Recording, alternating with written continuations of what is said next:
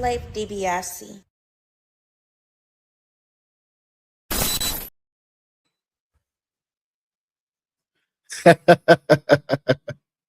Yo, yo, yo, yo. Good morning, good afternoon, good evening, and good night, depending on whenever you digest this content. This is another live sesh of the Offenders Initiative podcast. All my stoneheads, all my true offenders holding up that shield, being a part of the real stoners out here, the real riders. Thank y'all for pulling up. Thank y'all, everybody in the comments, for pulling up. You could be anywhere in the world, but you're here with me for your 420, and I appreciate it. Of course, you know what I'm saying, got another live session, another live episode or whatever. And today, since my man Dom's gas station is already on it, he says, yo, I'm on time today, finna roll up again. Salute, my brother. Says he's smoking on Mochi Nerds and is wrapped in Good Times. He did a collab with them. Salute, salute, salute to my man Dom's gas station, man. Please go over there for all your exclusive Zai content. Please like, comment, and subscribe to this man's content as well.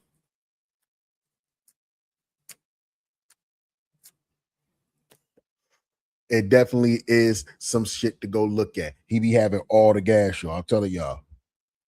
He gonna put y'all on with all the plugs. Please, believe, take it from your boy. You know what I'm saying? But yeah, how's everybody feeling out here today, man? How's everybody feeling out here today? You know what I'm saying? Yeah, it's one of those again. Y'all know it's a Wednesday. It's hump day. Oh, strain of the day for me, sir. Strain of the day, if you must ask. We going with a little LCG. That is lemon cherry gelato. Let's see if we can get some education on lemon cherry gelato for the folks that don't know. Lemon cherry gelato strain. All right. Let's see right quick. We're going to all get educated today. My man said, yeah. So this is by way of Leafly giving us today's information on what we getting the information on. So, lemon cherry gelato is an extremely popular hybrid tree strain with several alleged origins. It could just be gelato bag seed, aka between sunset sherbet and a Girl Scout cookies. It could be a type of runts, which is gelato with a Z period. But now it's so popular, samples labeled LCG surely include a broad range of gelato and runts varieties. Lemon cherry gelato is 20% THC, making this strain an ideal choice for experienced cannabis consumers. Leafly customers tell us that lemon cherry gelato effects include tingling, relaxed, euphoric. Medical marijuana patients choose lemon cherry gelato when dealing with symptoms associated with anxiety, pain, and stress. This is by the Backpack Boys originally, y'all. And it features an aroma of lime, berries, and citrus with flavors of lemon and sweet fruit. The dominant terpene in this is chloroflene. I know what that is. If you smoke, dab, or consume lemon cherry gelato, please tell me in the comments, not them, me. Now let me bust pack.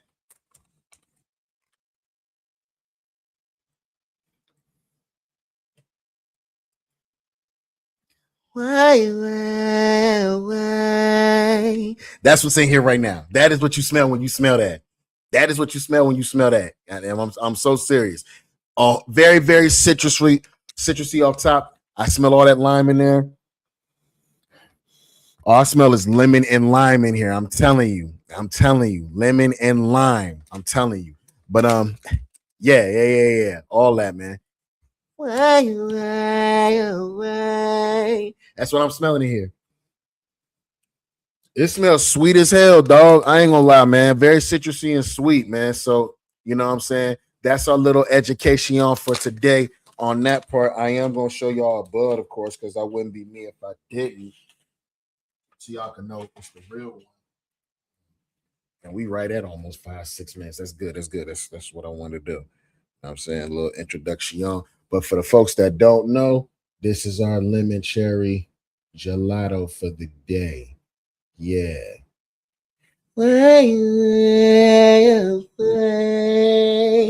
Yeah, exactly. That's that pack. Had the honors of having it one time. Oh yeah, oh yeah. I would be able to tell y'all where I got it from, but I got it from AKA that nigga up the street. Y'all don't know him, so ain't no need to know him. Y'all already know what time it is with that. My man said, "Yeah, let me get my little pinch. Yeah, yeah, get your little pinch. You feel me? Nah, but for real, for real. Y'all see what the caption is for today, right? We got the Boys season 5, episode 5 breakdown. Also, too, a new Daredevil Born Again season 2, episode 7 episode drop. Reacting, ending, explain. We're gonna get into all of that. Yes, Sirski. I'm about to roll up some of this good funk. And today I'm rolling it in the we doing Bob Marley papers, y'all. So we doing. Woo. Ooh, all right. Ooh, had a little sneeze right there. Now bless me on that one. Yeah, this one we rolling them up in the day. Bob Marley papers, y'all. That's what I abide by. I was told crumpling up the paper and then uncrumpling it is not a good thing. I might roll up too while we're sitting up here going through what we're going through today, just to test out both ways. But let's see what we got here, y'all. First, we're gonna go with the new episode of The Boys, right? I want to go there first because we had a major death in this episode, and the episode wasn't told from everybody's perspective per se. It was told from like 2 or 3 different people's perspectives. I just want to know how y'all felt about this episode, if you did keep up with it. I'm telling y'all, this was a crazy episode. I like how I flipped between everybody's, you know. But without further ado, let's see if we can go with Think Story. Here we go. Hold on. Let me get y'all right. Separate these. Add these. This is by way of Think Story. Don't forget to like, comment, and subscribe. This is The Boys season 5, episode 5 breakdown.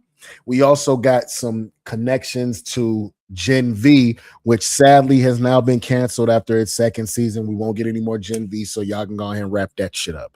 But yeah, let's get to this.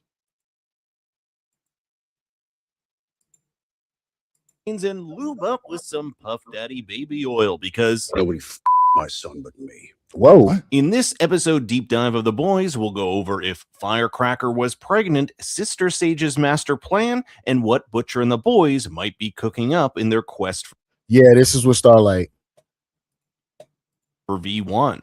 But before we begin, Vought has upped my subscriber quota for this month, so make sure you've liked and subscribed. Episode 5 is structured unlike any episode thus far, following 5 different characters as they go about their day. Starting and ending the episode is Firecracker, who's taken up the mantle of pushing Homelander as God to the American people. This is literally a crisis of faith for Firecracker as she struggles with forsaking her devout faith in Christ in favor of Homelander, a decision that will ultimately see her killed. Oh, do you see how we got the dead body? He smushed her head, the side of her head, into the winged sculpture of an American eagle. She was looking like, oh shit, I'm dead. Then she looked at him like, why? You know? This shit with Firecracker, Homelander, and that whole love triangle that they got with Soldier Boy, this shit got crazy. And obviously, as y'all can see, it came to a head. Literally. A full-fledged campaign is underway for the newly formed Democratic Church of America. It promotes the what? The Democratic Church of America. Yeah, you got to catch up, bro. You got to catch up. Got to catch up. Itself as a church for Americans by Americans and led by the greatest American of all, Homelander. It's no coincidence the church has adopted the eagle imagery similar to that of the Reichsadler used by Nazi Germany. You may have also seen that Vought. I don't like eagles no more. I don't like eagles no more. You can go eagerly who is Homelander, not Homelander, who's Peacemaker's best friend. I used to like Eagly. I don't like Eagles no more. Just because of that little information. I don't like Eagles no more. Tower itself has turned into a shrine to Homelander, from the Homelander statues outside the windows to the mural of Homelander on the ceiling. As part of a 500 Just some of the stuff you find out every day. We've been loving, and it's been demonized in real ways.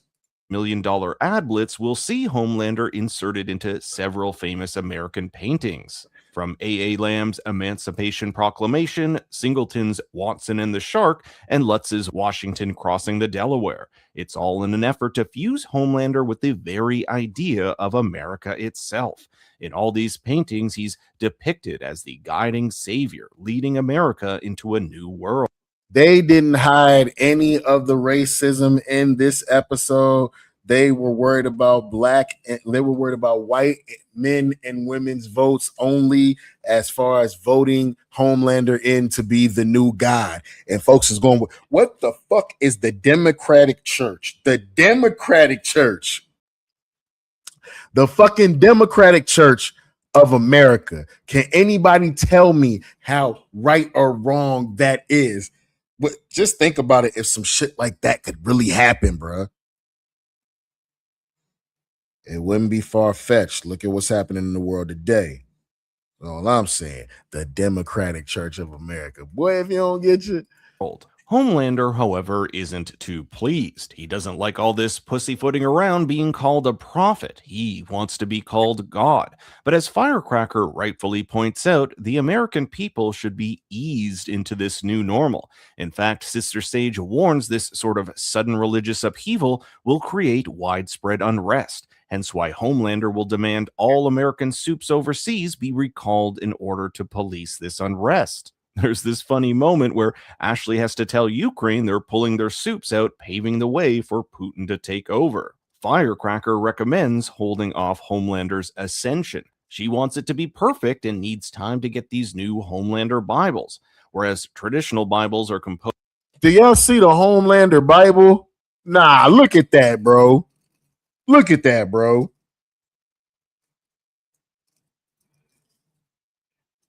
I ain't gonna lie, that actually would be kind of a crazy thing to have as a replica. The Homelander Bible, that's funny as hell. Third component, the American Testament, with text trained on AI based on the works of Pat Robertson, who agreed with statements that 9/11 was the result of feminists and homosexuals. But there's an ulterior motive for Firecracker wanting to. Hold on, now I'm running that back. We ain't gonna just act like he just say that. All right. We got the Homeland all the way back to the Homelander Bible. We got the Homelander Bible in what?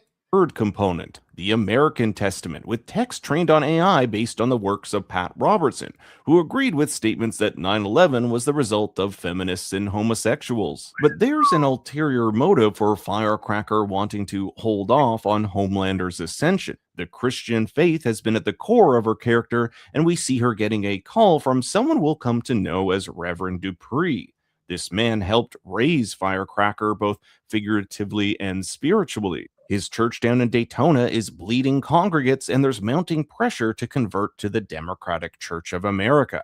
Soups like Praying Mantis have even vandalized his property, with no one at any stage of government willing to do anything about it. She'd rather Reverend Dupree just pay the franchise fee and convert the church than risk him being sent off to a freedom camp.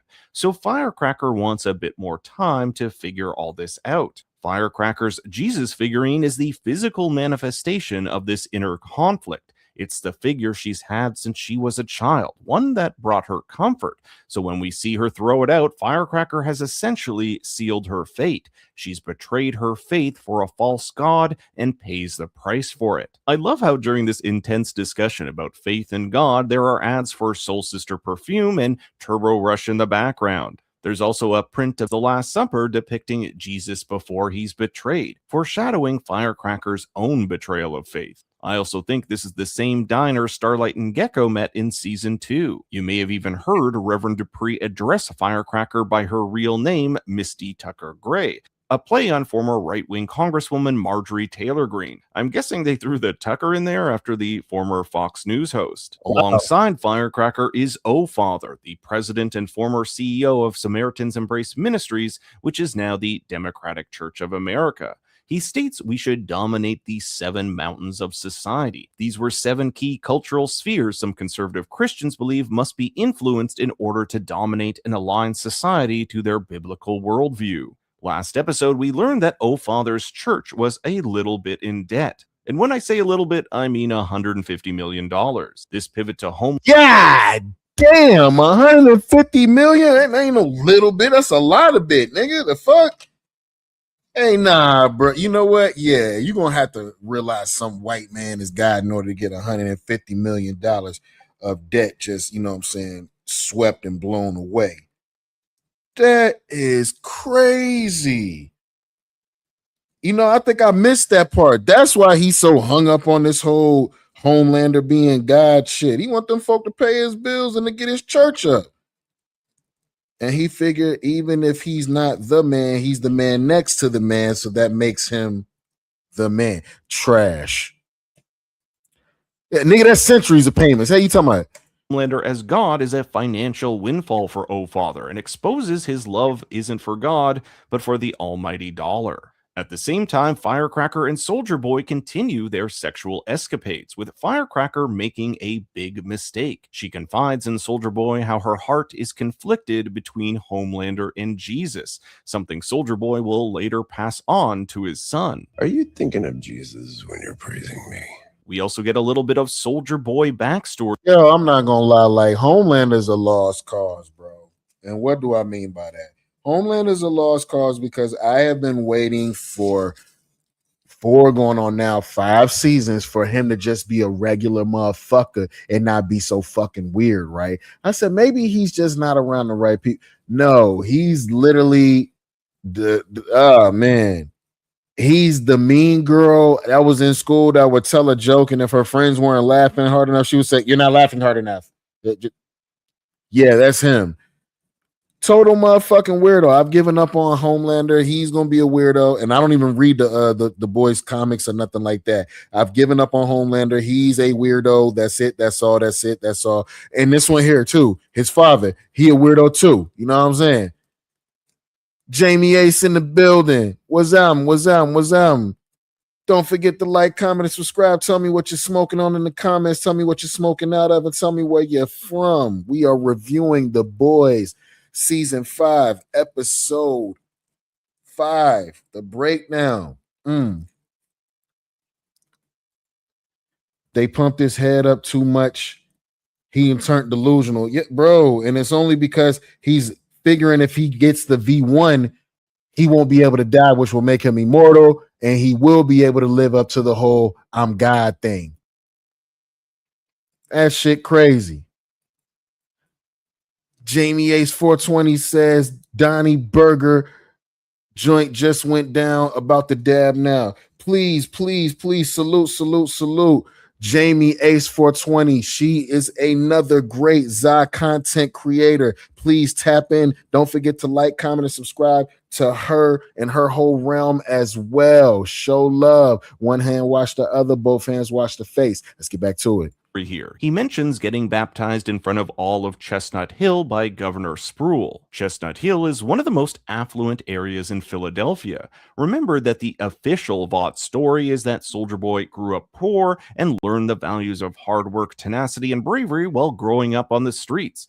In reality, he was the son of one of the nation's wealthiest steel mill magnates. Soldier Boy also has a tough time coming to terms with his son calling himself God, stating that if there is a God, he sure as hell didn't come out of my balls. Firecracker ventures into... No. That ain't what he said. My man was like, if Homelander's supposed to be God, then what the fuck does that make me? That's what he asked, old girl. That's what he asked, Firecracker. And see, you know what? Sometimes I'm gonna tell y'all something, man. That whole pillow talking situation. This is a case of pillow talking gone wrong. That's the reason why she up out of there at the end of the episode, right? If she would have just kept her mouth shut and kept fucking this one here, she'd have still been alive.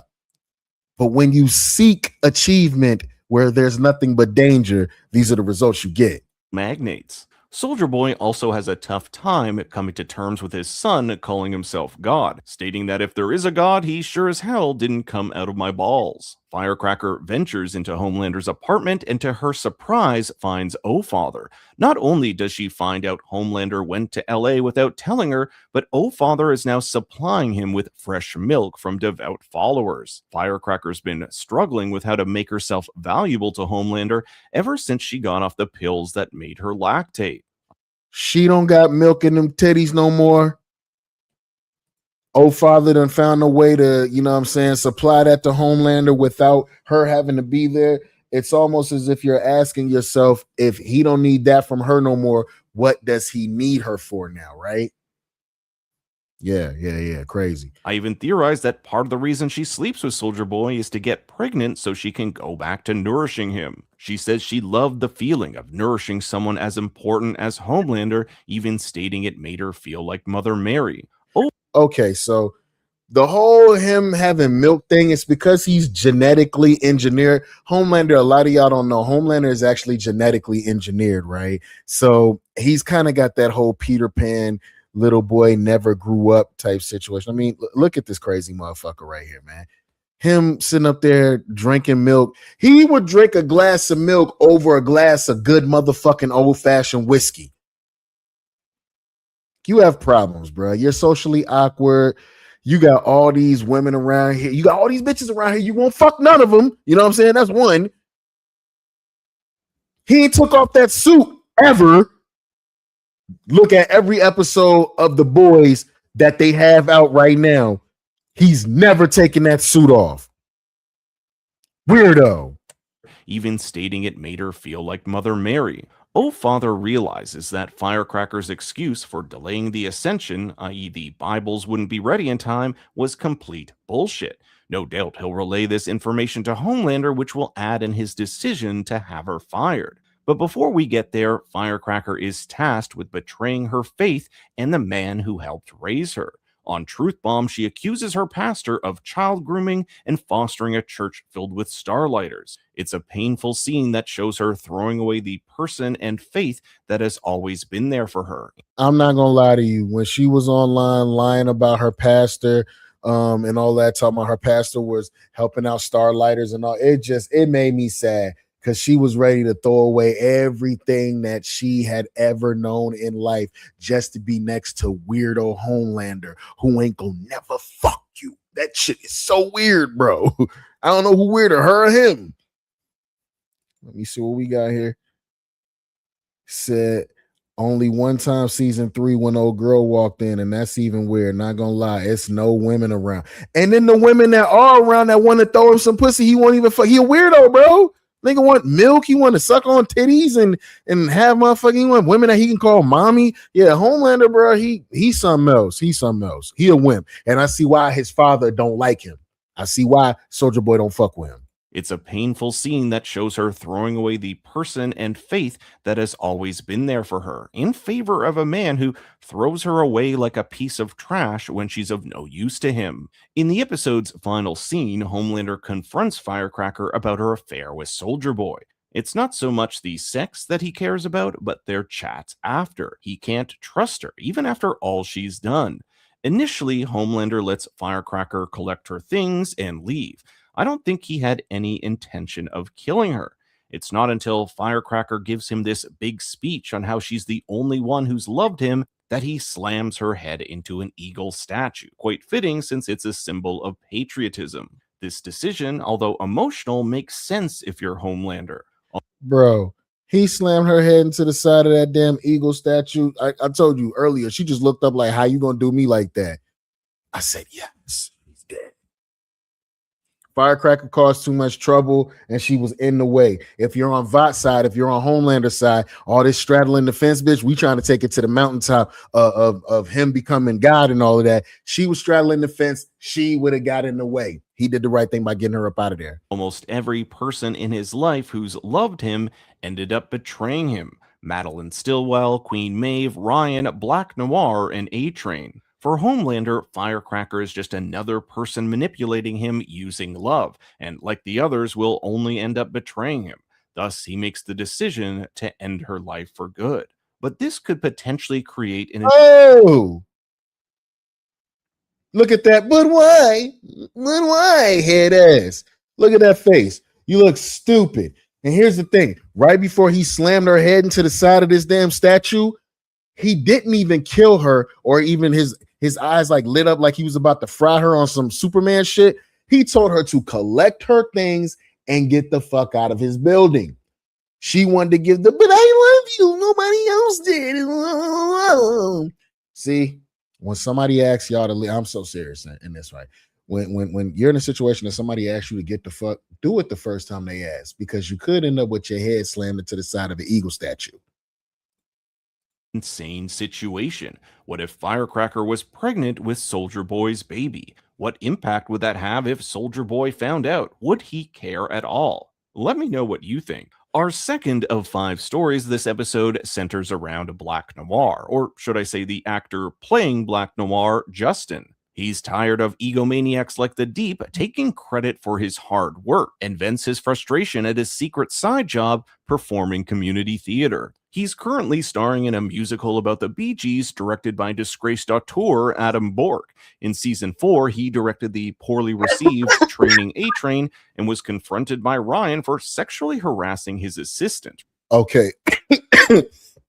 Now that I'm remembering everything, as this episode progresses, this might be the funniest episode of the whole season so far, honestly. Resulting in him essentially being Me Too'd. It's Adam who gives Noir the courage to stand up to the Deep and not let him be upstaged. Before their podcast interview with O-Father, he comes up with a great suggestion. Have Homelander perform a faith healing on Noir to restore his voice. This is leaps and bounds better than Deep's idea of having Now, as y'all know, there's nothing wrong with Black Noir 2. There's nothing wrong with his voice. He's actually a guy that's already talking. He's not even really a soup for real, for real. It's nasty. I see him end up dying again anyway. This is just going to be funny to see the way that they're going to write the rest of this season off, because they got to wrap it up. All these little minor characters, like this weirdo right here, I could see him dying too. Wafers for communion. Noir celebrates this tiny victory with Bork and even finds out that their show is going to Broadway. This might be the big break he needs to finally quit the 7 and become a star. But the Deep's insecurity has him tracking Noir and unleashing an eel on Adam Bork's asshole, killing him in the process. This results in the show being canceled. Ooh. How did I speed past the part where eel went up old boy's ass? This show is so crass. Noir's dreams of being an actor and leaving the 7 dashed. When the Deep is confronted for killing Bork, we see him reading Robert Kennedy Jr.'s Vax Unvax, which is a real book written by the current U.S. Secretary of Health and Human Services that argues vaccinated children suffer significantly higher rates of chronic health conditions compared to unvaccinated. Sheesh. There's a book out like that right now. How y'all feeling about that vax unvaccinated folks? How y'all feeling about that one? To me, this scene sets up the motivation for Noir to kill the Deep. The Deep's taken everything away from Noir and threatens to tell Homelander about the play he was in if he doesn't do what he says. My least favorite of the storylines this episode, although arguably the cutest, is Terror. I like when you see his POV, it's colorblind because dogs are colorblind. Here we You don't talk about him, man. First of all, Terror might have been the best part of this show. I didn't realize until this episode how cute this motherfucking dog actually is. So salute to the dog that plays Terror, Billy Butcher's dog in this episode. He really was good in this one. POV, it's colorblind because dogs are colorblind. Here we see what's going on with Huey and the boys after their meltdown at Fort Harmony. Last episode, we saw Butcher reviewing Soldier Boy's torture videos, and we also saw him confronting Homelander in that enriched uranium jail cell. Here we see that he and Frenchie are building something. To me, this looks like a World War II or Cold War era radio compass. And again, the way that they shot this episode, it wasn't like a lineal thing that was happening. It was a certain point that happened about an episode ago where all the seven were in the room discussing how Homelander was about to be announced as the new god. And when everybody walked away, the POV came from that moment. Like imagining you're at work and it's the apocalypse or whatever, and your homeboy, your partner just said, you know what? I am the new god. And because he got all the guns, you ain't got no fucking guns, you like, yeah, you know what? You the new god. As a matter of fact, we gonna split and go spread the holy gospel of your name. And then you walk away talking about some, the fuck is he on? So yeah, that's basically what it was. Everybody from then on, when they walked away from that conversation, this is everybody's POV of what they did afterwards.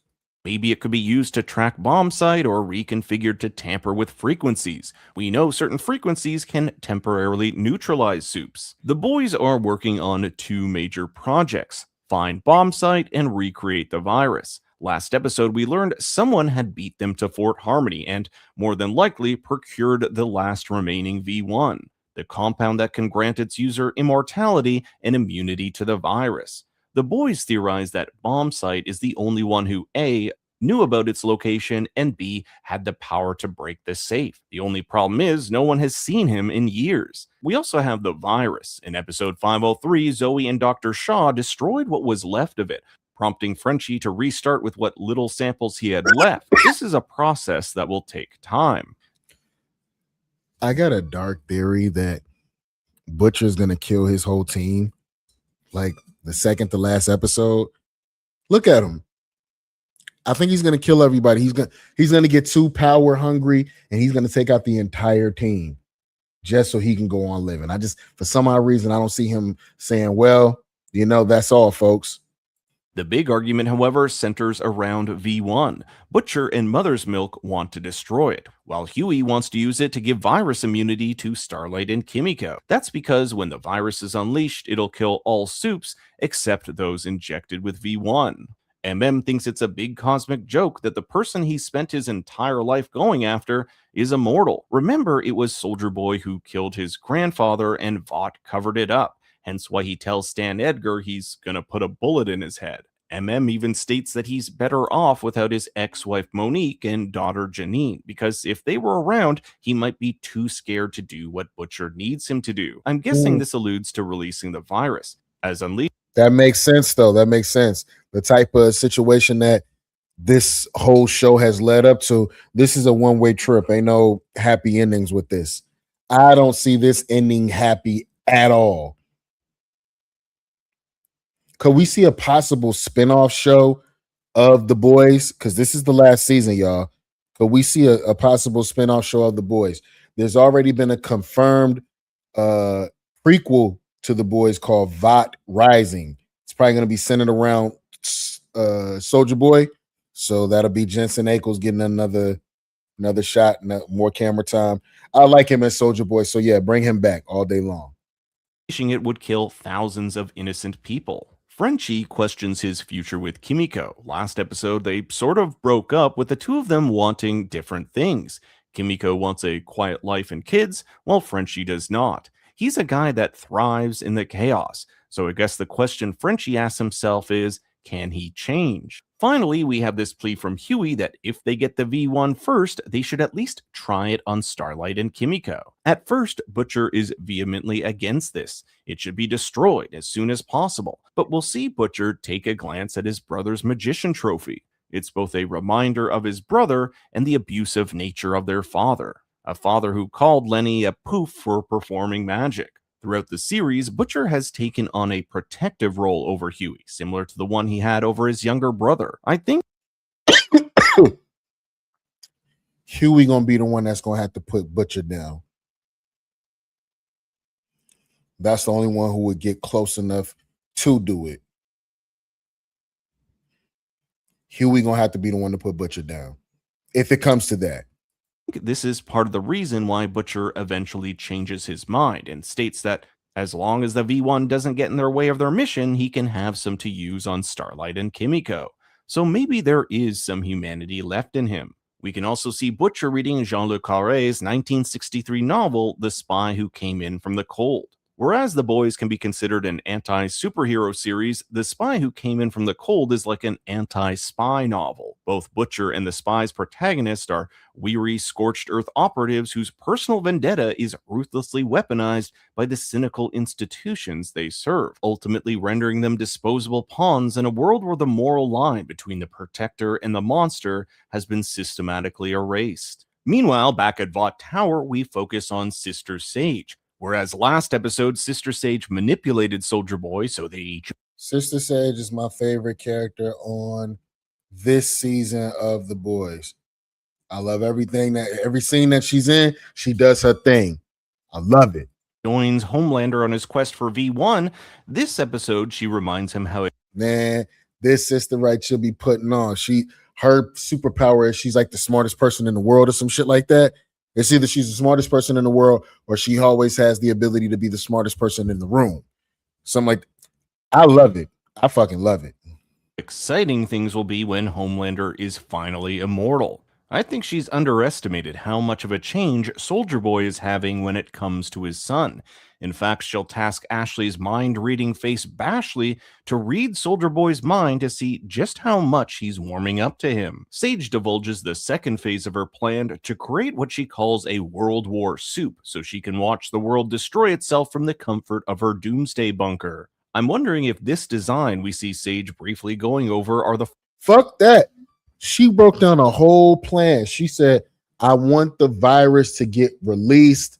I want all the soups to die. And then I want the rest of the soups that are around the world to blame the humans for them being, poisoned. Then they kill y'all kill each other. And she said, I'll be watching from, the comfort of my own home, my little bunker. She was like, now the whole world can't pull up to the bunker now. But she told old girl with the little face on the back of her head, she was like, you could pull up if you want, I'll let you win. floor plans for said bunker or some sort of fort. It was the end of season 4 that we learned of the first part of this phase, helping Homelander take over the country. Phase 2 will see its end, which entails killing Homelander. She wants that virus unleashed, which would result in an all-out war between. Meaning that Homelander, from her end and the boys' end, he can't get a hold of the V1. He can't get a hold of it. He becomes immortal. It's over for everybody. Soups and non-soups. This was foreshadowed in season 4 when Sage told Victoria Newman the story about coming up with a cure for cancer to save her grandmother, but was laughed at. I could cure cancer, reverse global warming, but what's the point? Humans are animals. Sister Sage also doesn't. She's that smart. Did you just hear what she just said? Did you hear what she just said?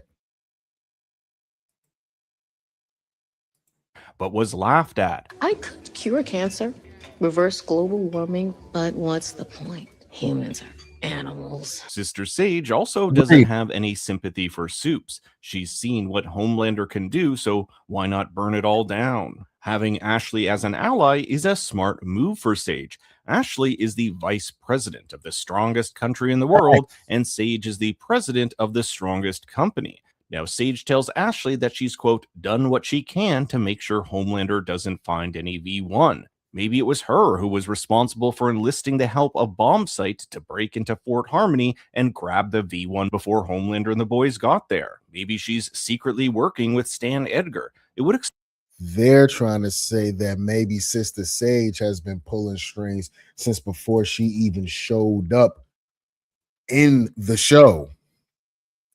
Damn, I love her as a character, man, for real. explain how Stan Edgar had so much inside information about Vought, even though he was no longer a part of the company. Our final storyline this episode follows Soldier Boy. Last episode, Soldier Boy trapped Homelander in an enriched uranium cell to prevent him from getting the V1. Soldier Boy didn't want his son to have immortality as he sees him as annoying and pathetic. You don't get it, do you? How much I can't stand you. However, that's starting to change. Even though he betrayed his son, Homelander ends up sparing his father, a decision which starts to sway Soldier Boy to his son's side. Soldier Boy wants to regain his son's trust and asks for another shot in helping him acquire V1 by interrogating Stan Edgar. He and Stan go way back, and it was Stan who orchestrated Soldier Boy's capture and subsequent sale to the Russians, a decision he says was not personal, but Oh, and you don't find out until this episode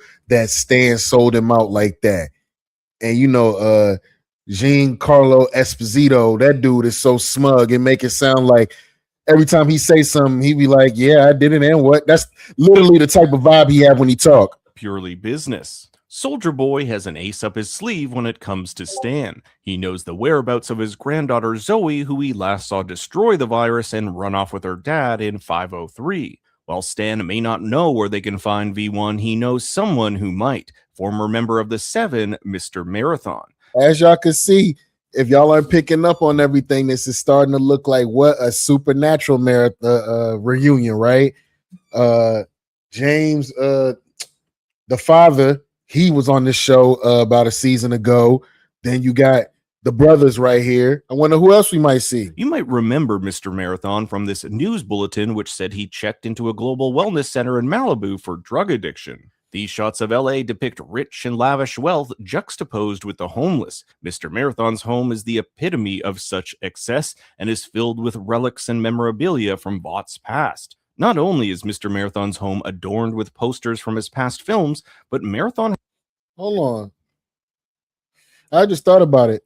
If they do a Vought prequel, Vought Rising, and it's centering on Soldier Boy, then that means them two will start working together again. We're about to get another dose of Supernatural, this time without CW's parental advisory. Has a vault with his most treasured relics. Here we'll see posters with Vought cigarettes and U.S. war bonds. The silver Kincaid here seems to be pulled from the comics. However, we saw a different silver Kincaid in season 3, the Muslim soup who was on Starlight's American Hero reality TV show. This Soldier Boy comic shows that he was part of the Kent State protest of 1970, which saw 4 protesters shot and killed by the National Guard. This Vought American sign, which was what Vought was called in its early years, looms over Nazi dishes from Frederick Vought himself. Soldier Boy even describes Vought as a pansy with a German accent and sweaty palms. I thought it was interesting Starlight's mother referred to Huey as having sweaty palms. The anxious boy?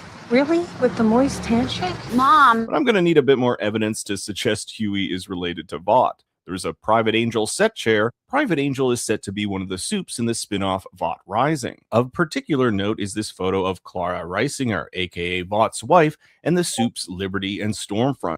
All right.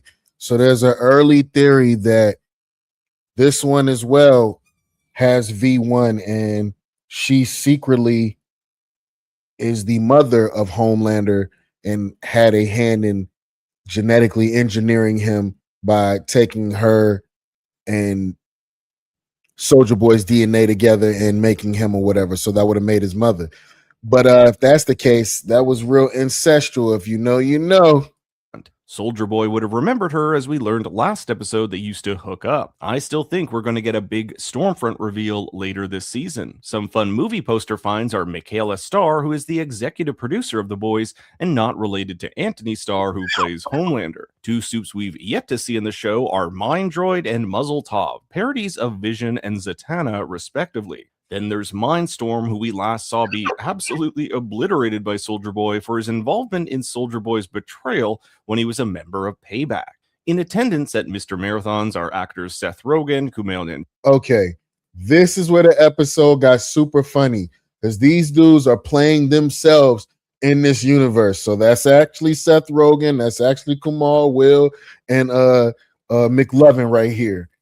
Just, bro, y'all watch. Johnny, Will Forte, and Christopher Mintz-Plasse, who you may remember as McLovin. This isn't the first time we've seen Seth Rogen play himself on the show. In season 1, he appears in a Vought press junket promoting his film Black Noir Insurrection. In season 2, he talks about Translucent's death, and in season 3, we'll see him on a private video call with Crimson Countess under the screen name Sir Comes-a-Lot. He's Oh. also credited on the Bork cut of Dawn of the Seven as the voice of Translucent. According to these guys, Hollywood is undergoing its own period of McCarthyism, in which woke actors suspected of being starlighters are rounded up and sent to freedom camps. This includes Will, who turned in Channing Tatum, and Seth Rogen, who's set to testify. How you turn in Channing Tatum? This is sounding really, really familiar, right? Like the whole political way that they trying to, you know what I'm saying, sprinkle into the whole universe with, you know what I'm saying, Homelander starting his own church. And you feel what I'm saying? It's looking a little political over here. Y'all know what I'm talking about. If you know, you know. Against Post Malone. Among the group is Mal Chemical, played by Misha Collins, who's a Supernatural alum. And there you have it. Castiel is Sam and Dean. They were all on the same episode. Like Mr. Marathon's Jared Padalecki and Soldier Boy's Jensen Ackles. We saw on Vought News that Mal Chemical ended up in bankruptcy court due to a class action chemotherapy lawsuit. His power is that he can create deadly gases, but even though he's met Homelander 6 times, Homelander has no idea who he is. Homelander wants to know the location of V1, and Mr. Marathon tells him he's called over Bombsight, who knows where it is. Bombsight is one of the original soups injected with V1. These are the people that we'll probably see show up in the Vought prequel, the Boys prequel, Vought Rising. So this is some of the people that we're probably going to see. Maybe recast, I'm not sure. But Mr. Marathon hasn't seen him in the last 5 years. This is all a ruse to knock out Homelander and get Soldier Boy to finish the job. For all these guys, including Mr. Marathon, Homelander has messed up their lives. He's even banned abortion, which for Soldier Boy is a big deal, hinting that he wasn't using protection with Firecracker and adds additional fuel to the Firecracker pregnant theory. To them, the world is a better place without Homelander, but Soldier Boy isn't willing to kill his son. After all, Homelander spared him last episode, now he's returning the favor. What follows is Soldier Boy essentially using the actors as human shields while Mr. Marathon blasts right through them. Man, so Mr. Marathon, and see, your man was upstairs using the bathroom. He was there too. Mr. Marathon is like a Flash type character. He runs really, really fast, the same way that A-Train does. And the same way that A-Train ran through Huey's girlfriend and all he was left with was her hands, Mr. Marathon has the exact same power to do the exact same thing. And he ran through Seth Rogen, he ran through McLovin, all the rest. Oh, man. It just, There's even a brief appearance by Craig Robinson, who had a bad experience with Danny Trejo's tacos. Seth Rogen is torn in half, and there's a shout out to his film American Pickle. But it's Soldier Boy's use of Puff Baby Oil, a reference to Puff Daddy's baby oil freak-off parties, that causes Mr. Marathon to slip and Soldier Boy to tear off his Achilles heel. He finds... Nah, hold on. I ain't even noticed that the baby oil said Puff Baby Oil. Nah, they need to quit. Come on now. Let me see. To his film American Pickle. But it's Soldier Boy's use... Puff hey, they gotta go ahead, bro. All right, man. All right, Prime Video. Y'all go ahead, man. Don't kick that man while he down. Of Puff Baby Oil, a reference to Puff Daddy's baby oil freak-off parties that causes Mr. Marathon to slip and Soldier Boy to tear off his Achilles heel. He finds out that Bombsight does indeed... Yo, dog, they wilding with that. We ain't gonna act like, nah, I'm going back to that. Ain't no fucking way. Ain't no fucking way. He got a bunch of that shit too. He got boxes of that shit over there. All this shit that says fragile, that's boxes of baby oil. Hold up, man. What are you doing with the baby oil, son? Boy, in there having free calls.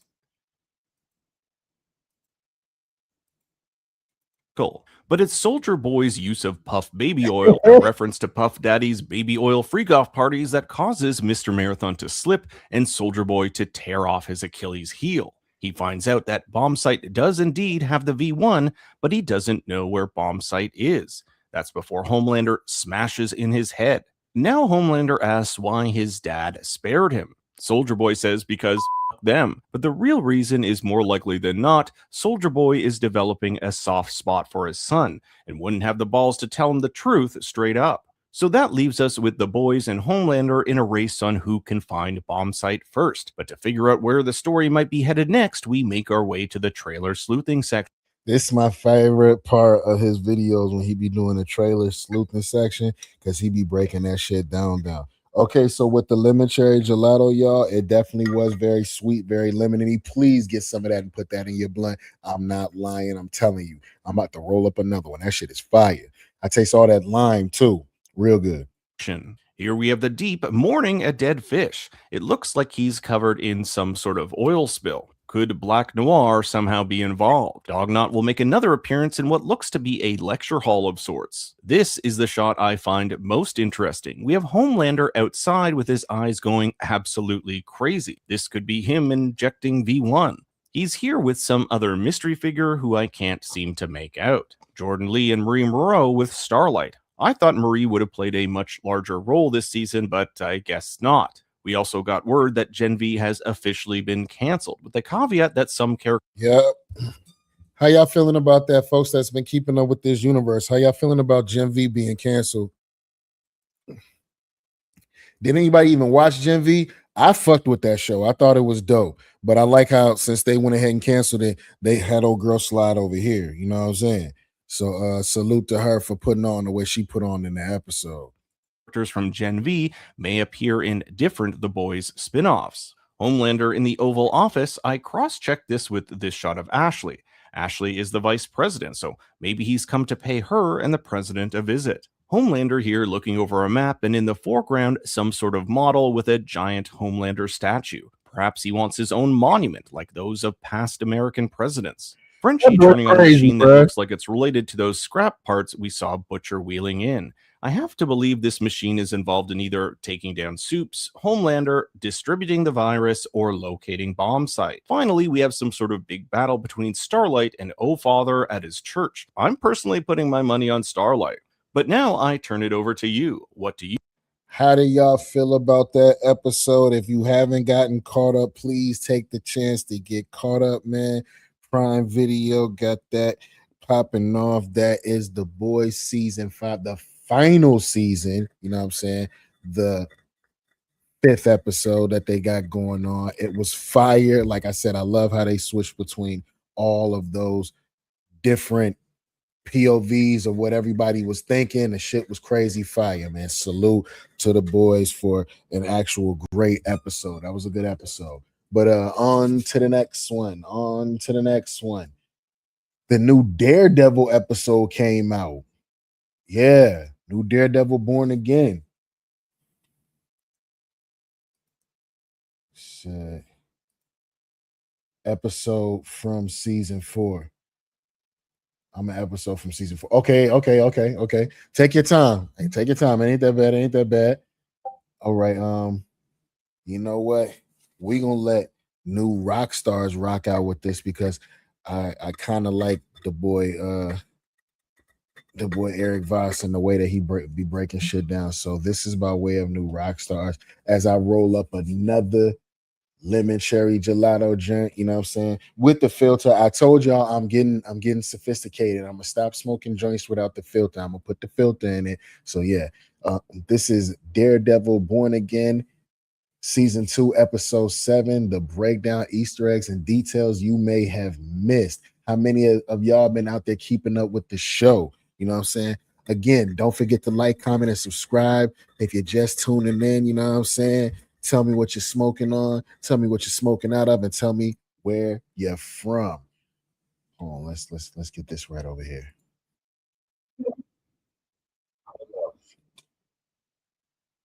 Bam, bam, bam, bam, and bam. Welcome back to New Rockstars. I'm Eric Voss, and this is a breakdown of Marvel's Daredevil Born Again Season 2, Episode 7, The Hateful Darkness. The trial of Karen Page presses on. Staten Island's native son becomes a ghost. In the new Avengers Tower, we're going to see an Avengers Doomsday appears. So let's break down this penultimate Season 2 episode scene by scene for the Easter eggs and details that you missed. And the heart. By the way, before we start off anything, Karen getting captured by the anti-vigilante task force was completely because she don't motherfucking listen. Matt told you to stay your ass in the house and you ain't do it. And now look at you, locked up, and they got that music in the background. You made a fool of me. Tell me what. Yeah, nigga, because I told you to stay in the house. To the show really is and has always been the firm of Nelson, Murdoch, and Page, which is why I just love rocking this shirt wherever I go, talking Daredevil, talking anything Marvel. If you believe in the mission statement of that firm, you can grab one of these exclusive designs from our merch store, nerdriot.shop, and support New Rockstars directly. Okay, the opening shot of episode 7 shows the New York City skyline at sunrise, and what's that? The new Avengers Tower. Having been lucky to actually see the Avengers Doomsday trailer at CinemaCon, I can confirm that this sharpened lobster pincer claw silhouette is how the new Avengers Tower looks. The new Avengers, that means them cats Bucky and all of them. That boy Dom said that saxophone music from Boys in the Hood. Yeah, you right. Yeah. After it was being redesigned during the Thunderbolts film by Val into Sentry's Watchtower. You may remember there was some scaffolding that they were building another part of the tower. Just imagine if they extended that and completed it. That's what Avengers Tower looks like now, as it has become the headquarters of the new Avengers. When we saw this tower in the nighttime shot of episode 1 of this season, we only saw part of it, the remaining Quinjet landing pad side of the tower that we can see in this shot. I think the superficial pointy secondary tower might have been behind the main tower in that shot. But when that Doomsday trailer becomes public, you're going to see this tower from its front side, and you're going to see that it has a large logo of the new Avengers white A on a red circle. Kind of what that rotating piece was on the blast door entrance that the Thunderbolts walked through in the post-credit scene. I really just appreciate how after hundreds of episodes of all the Marvel shows from the Netflix era, and the 9 episodes of Daredevil Born Again Season 1, when we were all longing to see Avengers Tower in the background of these shows, someone at Marvel Television not only got that note, but gave us the exact Avengers Tower that we are going to see in Doomsday. The sun rises on the aftermath of the protest outside City Hall from episode 6 that was brutally cracked down on by the task force goons led by Powell. So we see the crumbled New York Born Again poster, a broken Our City Not. Okay, so with the Netflix universe properly being canonized into the MCU the proper way, right? Is Captain America and all these niggas just sitting up there watching this shit happen in New York and ain't nobody stepping on nothing? You just sitting up there watching the news like you just a regular motherfucker. You Captain America, you Thor, you the Hulk. You supposed to get up and do something. You Spider-Man. Why ain't Spider-Man showed up yet? You know what I'm saying? To help out motherfucking me, Daredevil. Yeah. His sign in a smushed red cardboard Daredevil mask. I believe we saw a woman wearing this same mask at 35 minutes and 7 seconds in episode 6. I hope she's okay. But interestingly, according to onlookers in the New York area when that scene was being shot, episode 6 left out part of Karen's projected video that would have ended with Daredevil himself saying, because this is our city, not his, and we are the city without fear. But also in that crowd in episode 6, there was one protester who made a DIY Winter Soldier arm, as in Bucky's new sleeve design with the classic Winter Soldier red star. So the former congressman still has some vigilante approving fans in the city saluting that new Avengers Tower. These establishing shots also include some police tape on a column and some black tape where you can make out the word spider. I think this would be kind of a weird spot for one of those protesters to tag reference to Spider-Man, especially in all of this chaos, but you never know. There might have been Again, where's Spider-Man? This is happening in the streets of New York. I'm thinking, where's Spider-Man? That's a good question because last season the Punisher showed up.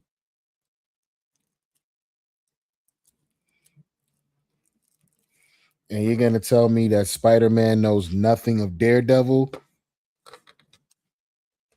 Yeah, I highly doubt that Spider-Man knows nothing of Daredevil. Come on now.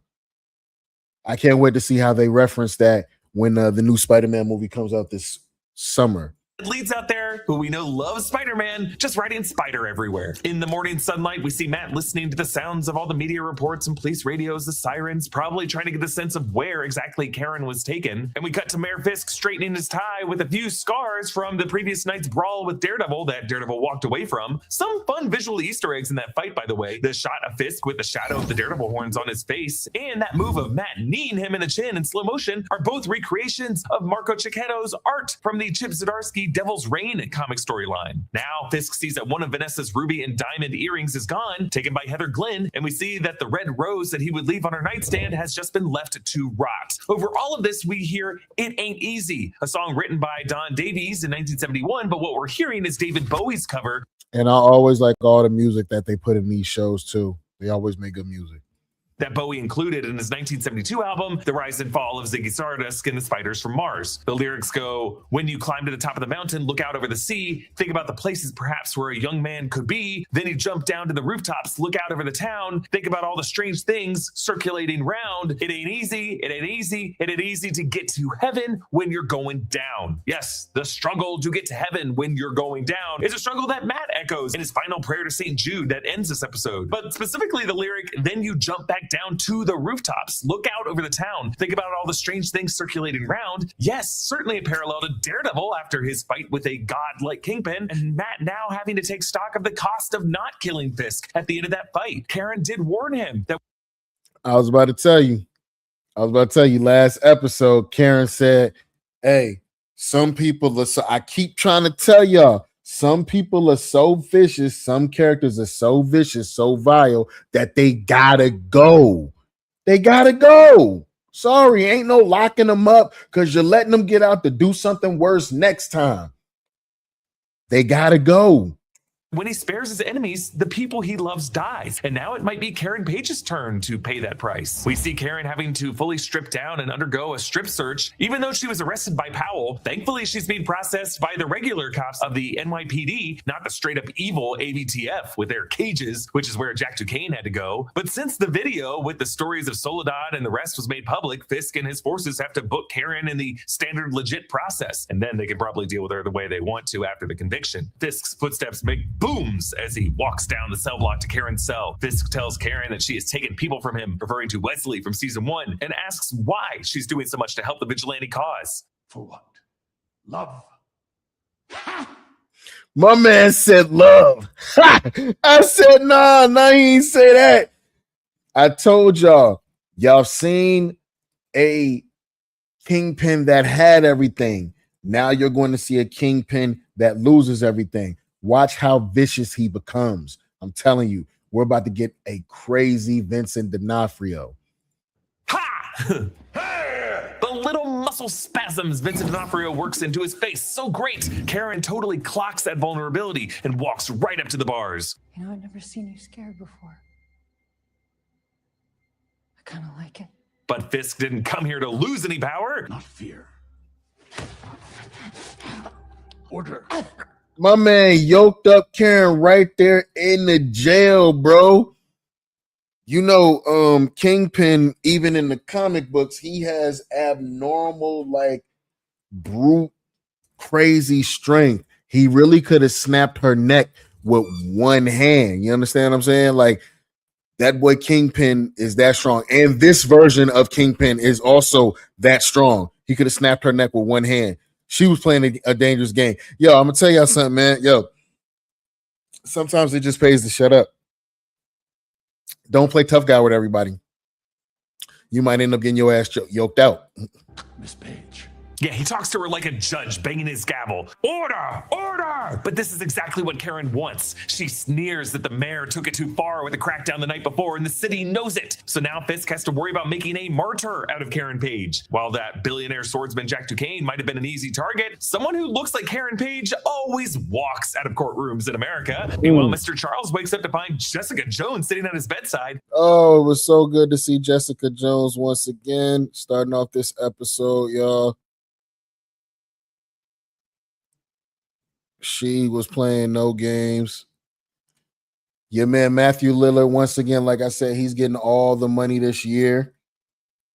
Scream 7, and he was in this newest season across, all that. He just getting money everywhere. Looks like he fell asleep reading a travel magazine with the headline Travel to Asia. As a CIA Black Ops logistics guy, we already heard about him shipping weapons to Guinea-Bissau and Africa. Now I'm wondering if he has plans to travel to Madripoor. Jessica threatens to kill him if he ever sends anyone after her or her daughter ever again. Hey, fun fact about Danielle Cage that I didn't mention last week. In the comics, her first name comes from her godfather, Daniel Rand, aka Iron Fist. So the fact that they named her Danielle here in the MCU shows that all these defenders are still talking to each other. Mr. Charles brings up Jessica's powers glitching in and out since she had Danielle, as we saw when she punched Powell last week. But then he says, "Don't forget, I am the only one that can connect you with Luke." Oh, he name drops Luke Cage, and her face changes and gets very shook. As in, her and Luke wrap back around sometime after season 2 of Luke Cage. Her and Luke started talking again. They had a baby, which is the little the pretty little girl that they got right there. And yeah, he went with the government and started working there. I guarantee you they threatened him. Luke got in some trouble with all that stuff that he was doing at the end of season 2, where he became like the kingpin of Harlem. He got in trouble somehow, and he ended up having to cut a deal to where he would work for the government to get out of this little trouble, even though all he was trying to do was take care of Harlem. Where is he? He is overseas. He's doing the Lord's work, so you don't have to. whoa, so they move on pretty quickly from this, but yes, it turns out that Luke Cage was the enhanced person that Jessica was referring to in her rooftop chat with Daredevil last episode. The person who agreed to work for Mr. Charles and the CIA and presumably Val. I initially doubted this possibility, considering Luke Cage was an unfairly incarcerated hero who pledged to be Harlem's hometown hero and never used his powers to help any government authority. And he was last seen managing the Harlem's Paradise nightclub, the same club that we saw on the billboard in Daredevil Born Again Season 1, Episode 2 in Times Square during Fisk's inaugural speech. But this scene makes it sound like Luke volunteered to work for Val and Mr. Charles in order to keep the government from messing with Jessica and Danielle. I could see him doing that out of loyalty to his partner and child, but this scene really...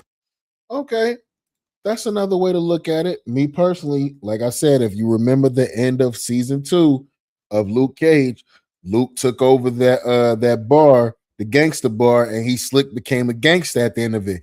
If they actually had a season 3 of Luke Cage, you would have saw him like running Harlem. He would have slick kind of been a gangster a little bit. So I'm wondering, did he get into some trouble? Again, did he get into some trouble and he ended up having to work it off with the government? Or maybe he went the government route to protect his wife and his child.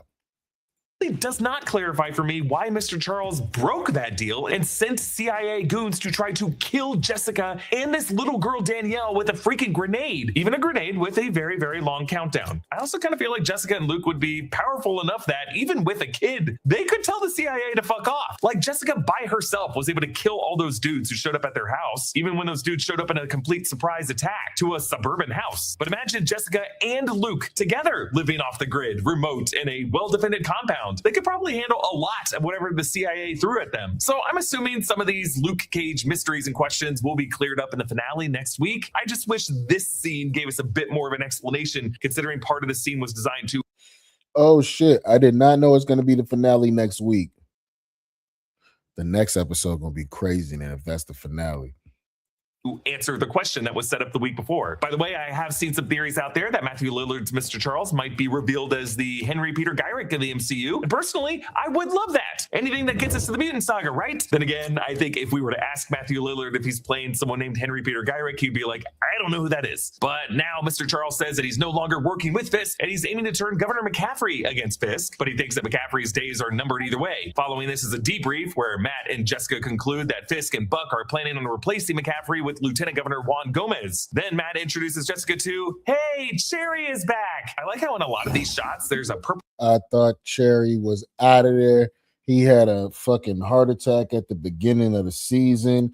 I thought it was over with. And so much has happened since the season has went on. You almost forget that Cherry fell the fuck out and had a heart attack.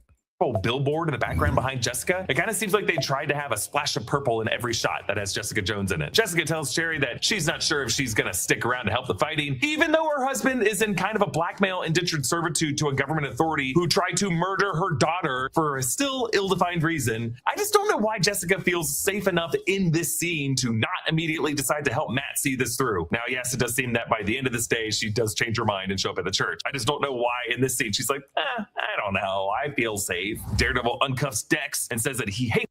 I'm gonna tell you why she opted to help at the end of the show. Well, why she didn't really want to help in the beginning. If y'all can remember, I don't think she got any sort of accolades or anything for helping Daredevil, Luke Cage, and the Iron Fist like take out the hand. Do y'all remember what happened in the Netflix series? What everybody's show ended up leading to? Man, I'm gonna watch the Defender series just because that shit was so fun. As a matter of fact, yeah, that might be the next thing I watch. I'm gonna watch the Defender series again. Like, she didn't get any accolades for taking out the hand, and that might be what she's on. Like, oh, instead of y'all giving me a pat on the back or even saying thank you, me and my family are hunted. So that might be why she's like, I'm staying out of the fight. Does change her mind and show up at the church. I just don't know why in this scene she's like, I don't know, I feel safe. Daredevil uncuffs Dex and says that he hates him for Foggy and for Father Lantom and for Agent Nadim. And I'm so glad that Matt included Agent Nadim on that list because yes, Bullseye killing him in season 3 also really hurts. So it looks like the episode 4 and 5 conversations of tipping the scales with one good deed had an impact on Matt as he sees Bullseye as an amoral tool who can at least function as a sort of silver bullet to save one life. In this case, it's going to be the governor's. Then Royce Johnson returns in the Disney Plus era as Brett Mahoney. Yo, Kingpin is unhinged. This nigga Wilson Fisk sent an assassin to kill the governor because he found out that she was planning to pull a couple of strings to get him out of office and move somebody else that will really, really play ball the right way in. Yo, almost took her out until Bullseye showed up and killed Bull. The longtime good cop of this world who appeared as a pro-Daredevil NYPD detective sergeant who worked with Nelson and Murdoch against Fisk in season 1 and then helped Daredevil arrest the Punisher in season 2 and ended up using Nadim's posthumous confession to arrest both Fisk and Vanessa at the end of season 3. He also worked alongside Frank Castle in season 2 of The Punisher and the conflict against Jigsaw, Billy Russo. Now he's a chief detective at the 15th Precinct, here to help Karen keep from getting killed. He lets her out for a minute to talk with Daredevil, and I like that Matt seemed to be like sitting on the ground. It was good to see Buddy again from the Netflix series. They're bringing more of those characters back. Again, bring back Night Nurse Claire Temple. When they first came outside, Matt tells her that Fisk's plan is really to humiliate and publicly shame her, which will mean that there's a lot of news cameras in the courtroom, something that her lawyer, Kirsten McDuffie, can use in her defense strategy. Fisk wants District Attorney Hochberg to throw the book at Karen and convict her on all the charges, despite how impractical of a legal strategy that would be. I feel like that's going to blow up in both of their faces, even with the stupidest and most corrupt tribunal judges ever coming back from episode 3. Fisk brings in Heather Glenn and tells him that lawyers just have a way of twisting the truth. Yes, discreetly referring to Matt Murdock. Heather then does something. Okay, this one here, bruh, like, she went crazy. Y'all know she stole from Kingpin dead wife, right? Took one of her earrings, and he's so clever, he figured it out. But I'm wondering what is he going to do with her, because, you know, Kingpin likes to manipulate corrupted minds and make them do things they normally wouldn't do. I.e., this is how we got, you know, Bullseye all messed up to where he got beef with Kingpin. That no one apparently does, and just asks Fisk how he is, and he opens up. I always accepted love as a prison. I just never expected to be in it alone. I think it's interesting that he considered the love he shared with Vanessa to be a kind of prison. It is true that when they got married, he was still under house arrest, but it was clear that he didn't mind being caged in New York so long as he had that cellmate lover, Vanessa, in his bunk with him. So now Fisk gives Heather the other one of Vanessa's earrings, which kind of feels like his symbolic blessing for Heather to continue down this darker path. Fisk inheriting his abusive father's cufflinks kind of did that for him. Now it's Vanessa's earrings for Heather. Kirsten and Karen head into the courthouse with a mix of hecklers and supporters outside. I assume they're all just really opinionated about Karen's wigs. Daniel Blake, in his college debate team shirt, yells at BB Urich in a way that really shows Michael Gandolfini's Oh man. channeling his father, James Gandolfini's Tony Soprano energy. Salute. He did his thing this whole episode. He's done his thing ever since season 1 of this. I'm just sad to see you go, my boy. You got good acting chops just like your father, but yeah, they definitely took Daniel on up out of here on this episode. And it was crazy the way he went. I guess he did the right thing at the last minute, but yeah. Fuck him. Fuck him. Fuck you. Your city without fear bullshit. It fucked us. Shut the fuck up! In this conversation, they clear the air about the BB Report, the City Without Fear YouTube channel, and Daniel selling his soul just for a condo, as well as Fisk killing Ben Urich. But ultimately, Daniel is no longer interested in having those debates and realizes that the clock is ticking and Buck is coming for both of them. So his plan for now is to reach out to a buddy from Hong Kong about a safe house that Buck doesn't know about where they can meet. I have to say that I was kind of surprised that both of them consider Buck Cashman to be an Anton Sugar, Michael Myers level unstoppable killer and not even try to get the jump on Buck. Like, I know they don't have his military and assassin Oh, no. I agree. That's why I said when I was watching this, I said, if I'm Buck and I know I'm not going to deliver old girl, why am I not pulling up to this meeting with a gun? Why am I not pulling up to this meeting with my gun drawn? As a matter of fact, because I know Buck to be who Buck is, as soon as I come through the door, as soon as I see Buck, I need to be drawn down on Buck and shooting him in some sort of way that can incapacitate him to where he can't reach for his gun.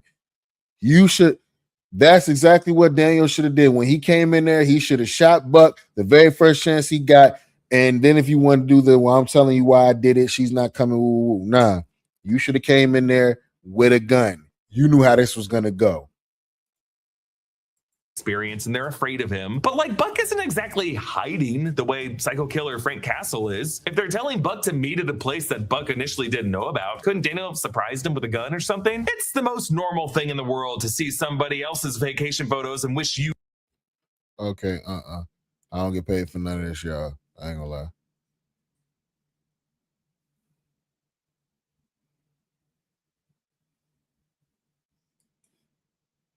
Humor on this one. We see the opening statements of Hochberg and McDuffie intercutting as Hochberg smears Karen Page as a criminal responsible for the deadly riot, as McDuffie seeks to define a vigilante as not someone who breaks the law to seek their own version of justice, but rather a hero who steps in to make up for a failing system. Sadly, Karen in this kangaroo court tribunal is really just being prosecuted for her association with vigilantes and her various anti-AVTF actions. So Kirsten really does need to win over these stupid justices on the whole vigilante question, even though Karen is not herself a vigilante. Well, unless you count what she did to Wesley. Knowing that the court is going to count what she did to Wesley.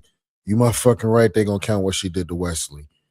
news cameras are the real jury, Kirsten calls in her co-counsel in a very dramatic fashion. Matthew Murdoch for the defense, Your Honors. Daredevil shows back up as Matt Murdock.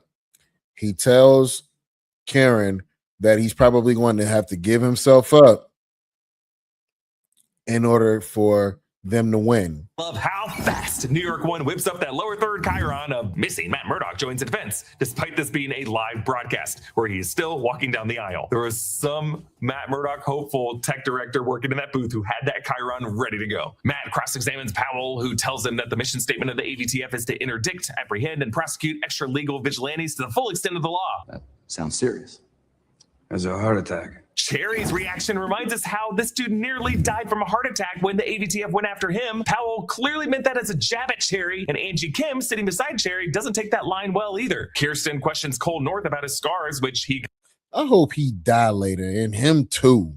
Got in the explosion in Matt's apartment in the season 1 finale, and she calls bullshit on that being a welfare check, considering they were an armed tactical unit. Judge Waters sustains Hochberg's objection. I will caution you against these theatrics and remind you that there's no jury to play to here. Sure about that, Your Honor? Kirsten knows that this trial is truly a sham and that these judges are not going to give them a fair ruling. So really it is best to treat this as a PR stunt and turn Karen into a public martyr for the news cameras. And it does kind of work. Governor McCaffrey calls State Attorney General Steve Rudd, telling him to shut the trial down. For a moment, it really does seem like Daniel's about to drag BB into the safe house that he's meeting Buck at. A safe house that Buck has been waiting at, looking through the window outside, probably seeing the sidewalk below. But either way, seemingly at the last second, Daniel takes BB down the sidewalk past an RR resist rebel tag and tells her to take his phone and run. Now, why can't Daniel just run away with BB Urich? He told her make it count when he let her ride out, when he let her run away.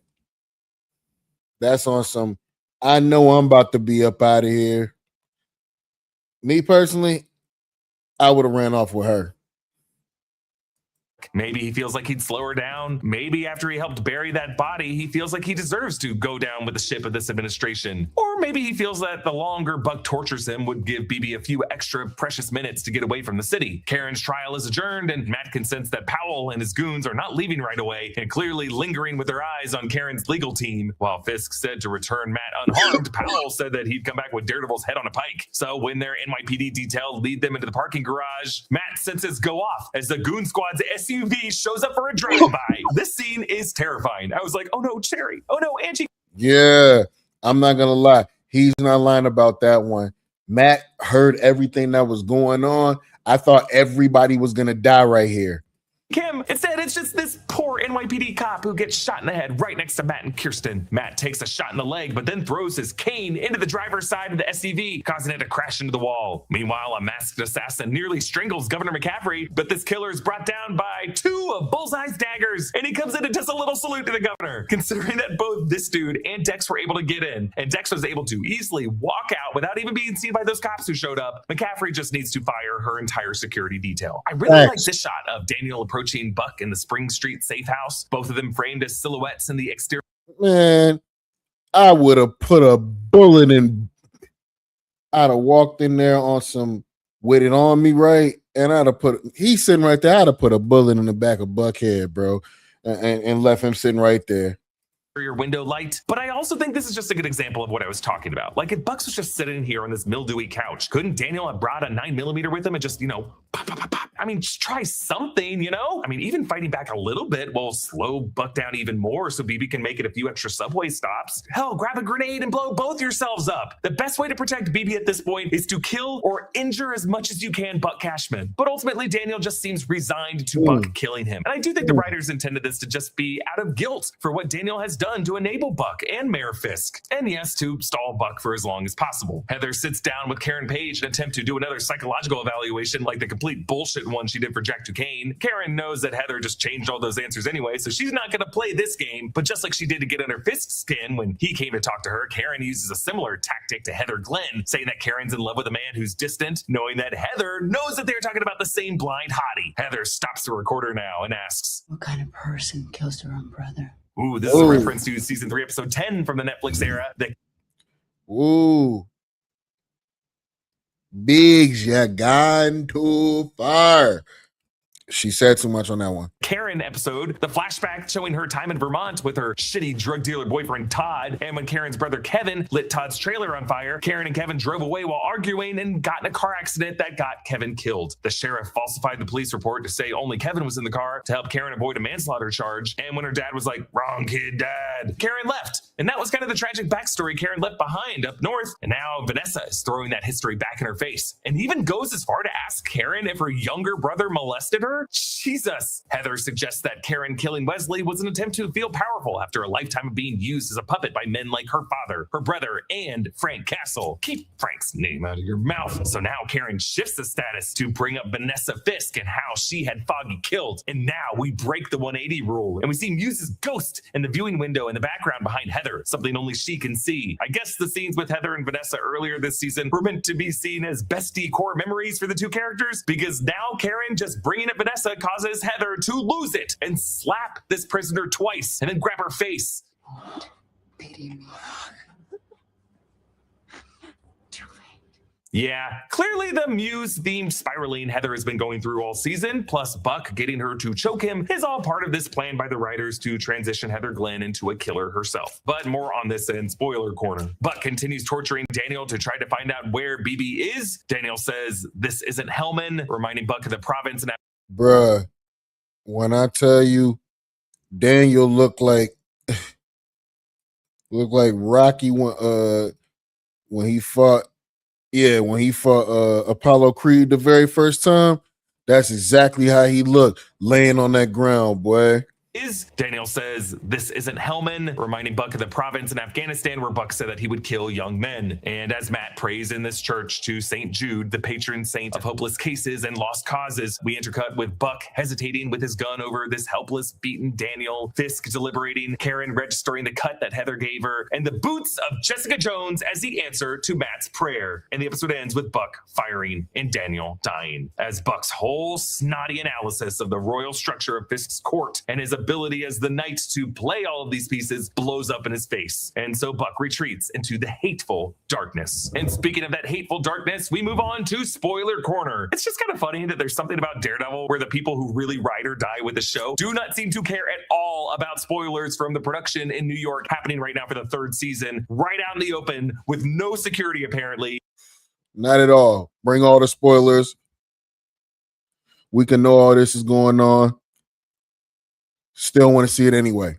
Revealing spoilers about what happens to a lot of these characters in the 3rd season. It might just be that some folks just care less about the story for Daredevil and just want their favorites from Netflix between the years of 2015 and 2019 being on their screens again. And if that's the case, hey, no shame in that. But you have probably seen by now that season 3 will fully show Heather Glenn as Lady Muse. So she's not just keeping that mask in her drawer for decoration. Hold on, she's what?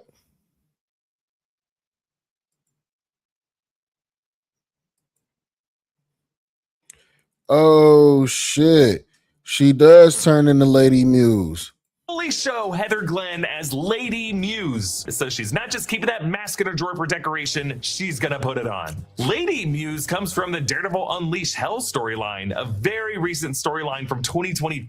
In the comics, she's Morgan Whittier, a young rejected artist who has part of her soul die and go to hell, where it meets the original Muse, who tells this fragment of Morgan's soul that he can help her reach her full potential in her corporeal form on Earth, and then has her go back, become Lady Muse, and kill her tutor. It's actually kind of a cool supernatural story where she fights with Elektra. It seems that the writers of the show were just inspired by the art of Lady Muse and are just telling their own origin story that tried to ground it in mental health that, I have to be honest, played out in a way that is just not working for me. But there's still time. Maybe we'll see Heather Glenn. Hey, I ain't gonna lie. I don't really like this whole side story with her becoming Lady Muse either. It's kind of buns. Not gonna lie to you. But other than that, soul in hell next episode and meet Muse. It doesn't even have to be some biblical version of hell. It can just be some kind of like hallucinatory dizzy room version of hell. Like Mephisto does not need to be there. I just want them to acknowledge the supernatural if they're going to bring in this character, and I doubt they will. But we also saw some set photos of Vincent D'Onofrio as Wilson Fisk in season 3 with a big white beard and a knit cap. Definitely not the mayor anymore. We know from the Brand New Day trailer that Sheila Rivera will rise in power, and we see campaign posters in this image showing her running for mayor. So I guess this is going to be accompanied by Mayor Fisk ending up like this. Meanwhile, Elektra actor from season 2 and the Defenders series, Elodie Lung, posted some workout videos leading to much speculation that she could return as Elektra in season 3. At this point, why not? They're bringing back everybody else. we never did see a body.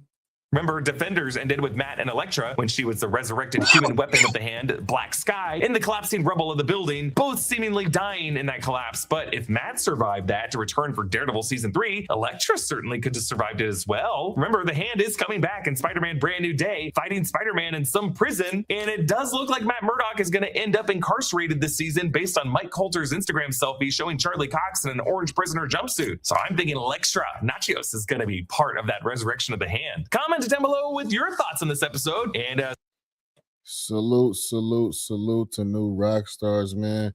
Yo, salute to lemon cherry gelato. I am definitely fried, dyed, and laid to the side. This was a good sesh, y'all. All in all, lemon cherry gelato is definitely a 10 out of 10 for me. You know what I'm saying? Definitely, if you come across the real one, get some of that in your blunt, your joint, your bowl, your butter, whatever the case you might have to deal with. It's your boy Slave DiBiase. Don't forget to like, comment, and subscribe. This has been the Offenders Initiative podcast, another live session. We out.